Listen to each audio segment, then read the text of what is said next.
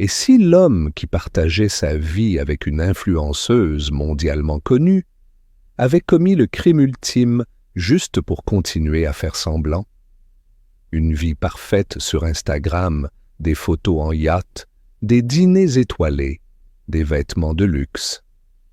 Mais derrière le filtre, un homme rongé par les dettes, l'échec et une obsession morbide pour le paraître. Voici l'histoire terrifiante d'André Zachary Rebello, l'homme qui aurait tué sa propre mère pour de l'argent. Bienvenue dans Focus Criminel. N'oublie pas de t'abonner pour ne pas rater les prochaines affaires criminelles. André Rebello. Une trentaine d'années, le sourire parfait, des voitures de luxe, et à ses côtés, Gracie Piscopo, une influenceuse australienne, suivie par des centaines de milliers de fans. Ensemble, ils forment un couple glamour, une vitrine de réussite et d'amour. Mais cette image était une illusion. Derrière les selfies brillants, une réalité bien plus sombre. Rebello ne possédait rien de ce qu'il montrait. Il n'était ni entrepreneur, ni investisseur à succès. Il prétendait s'y connaître en crypto-monnaie, mais en vérité, il peinait à générer quelques dizaines de dollars. Ce mode de vie, il ne le finançait qu'avec des cartes de crédit au plafond et des dettes s'élevant à plus de 40 000 dollars australiens. Gracie ne savait rien. Elle lui faisait confiance, lui laissait gérer les finances. Elle pensait vivre un conte de fées. Acculé, André Rebello sentait que son monde s'écroulait. Les créanciers le traquaient, les échéances s'accumulaient. Et puis, il a eu une idée terrifiante. Sa mère, Colleen Rebello, une femme de 58 ans, douce, attentionnée, aimante, allait devenir sa solution. André souscrit plusieurs assurances, vie en son nom. Elle ne le savait pas.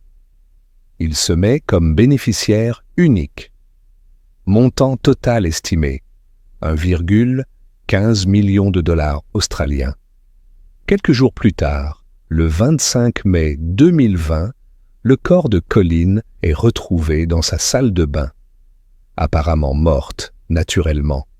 Aucun signe de violence.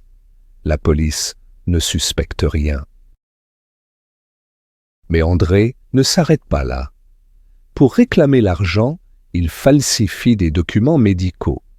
Il modifie le certificat de décès, crée de faux dossiers, invente même des antécédents médicaux pour justifier la mort. Mais les compagnies d'assurance flairent l'arnaque, elles refusent de payer. Et les incohérences attirent l'attention de la police. Une enquête criminelle est ouverte. Peu à peu, la vérité éclate. Il a tout orchestré. En novembre 2022, André Rebello est arrêté et inculpé pour le meurtre de sa propre mère. En 2024, le procès débute. 8 semaines d'audience, de témoignages, de révélations glaçantes. Le mobile? L'argent? Le besoin désespéré de maintenir une vie qu'il ne pouvait plus se permettre. La défense tente de semer le doute. Mais les preuves sont là. Le faux certificat, les mensonges, la préméditation. En décembre 2024, le verdict tombe, coupable. Et en avril 2025, la sentence est prononcée, 25 ans de prison. Gracie Piscopo, dévastée, se distance immédiatement. Elle supprime toutes les photos d'André, coupe tout contact, se concentre sur son fils. Peu à peu, elle reconstruit son image.